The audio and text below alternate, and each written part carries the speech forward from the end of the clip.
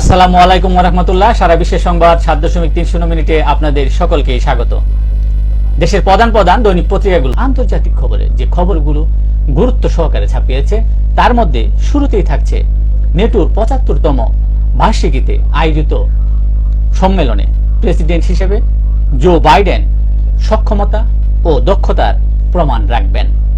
NATO সম্মেলনে বাইডেনের বাঁচা মরার প্রশ্ন বলে অভিমত বিশ্লেষকদের। পুতিনের সঙ্গে সাক্ষাৎ করেছেন ভারতের প্রধানমন্ত্রী নরেন্দ্র মোদী। সাক্ষাৎকালে তিনি রাশিয়া ইউক্রেন যুদ্ধের ইতি টানার আহ্বান জানান। তিনি বলেন, শান্তি অত্যন্ত গুরুত্বপূর্ণ, যুদ্ধ কোনো সমাধান নয়। প্রধানমন্ত্রী নরেন্দ্র মোদীর এই সফরকে কটাক্ষ করেছেন জেলেনস্কি।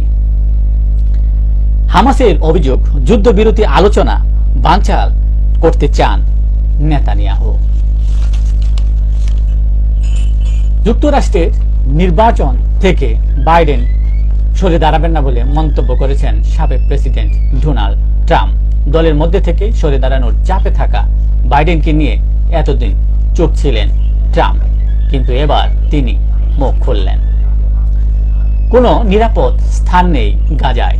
জাতিসংঘের স্কুলগুলোতে হামলার পর শরণার্থী শিবিরেও হামলা। ফিলিস্তিনের সঙ্গে মুক্ত বাণিজ্য চুক্তি ব্রাজিলের। সিরিয়া লেবাননে হামলা চালিয়েছে ইসরায়েল।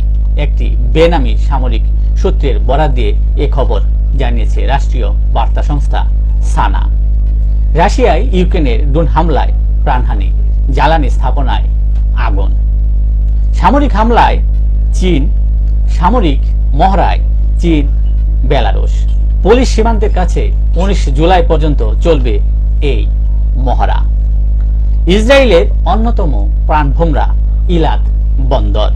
গেল ৯ মাসে হুতির আতঙ্কে ভিড়ছে না কোনো জাহাজ এই বন্দরে। লোহিত সাগরে মূর্তিমান আতঙ্ক এখন হুতি বিদ্রোহীরা, যার সরাসরি প্রভাব পড়ছে ইলাদ বন্দরে। একের পর এক ড্রোন মিসাইল হামলায় স্থগিত হয়ে পড়েছে ইলাদ বন্দরের কার্যক্রম। এই ছিল দেশের প্রধান দৈনিক পত্রিকায় প্রকাশিত শীর্ষ সংবাদ, যা নিয়ে এতক্ষণ আপনাদের মাঝে উপস্থিত ছিলাম। আশা করি আপনাদের ভালোই লেগেছে। সার্বিক খবরের বিবেচনায় যদি আপনাদের কোনো অভিমত, অভিব্যক্তি, সমালোচনা কিংবা কোনো মন্তব্য থেকে থাকে তাহলে অবশ্যই কমেন্টসে জানাবেন। আপনাদের কমেন্টসের প্রত্যাশায় আজকের মতো এখানে বিদায় নিচ্ছি। আবারও দেখা হবে আগামীকাল ঠিক একইভাবে সারা বিশ্বের সংবাদ ৭.৩০ মিনিটে। সে পর্যন্ত অবশ্যই সকলেই ভালো থাকবেন, সুস্থ থাকবেন। আসসালামু আলাইকুম ওয়া রাহমাতুল্লাহ।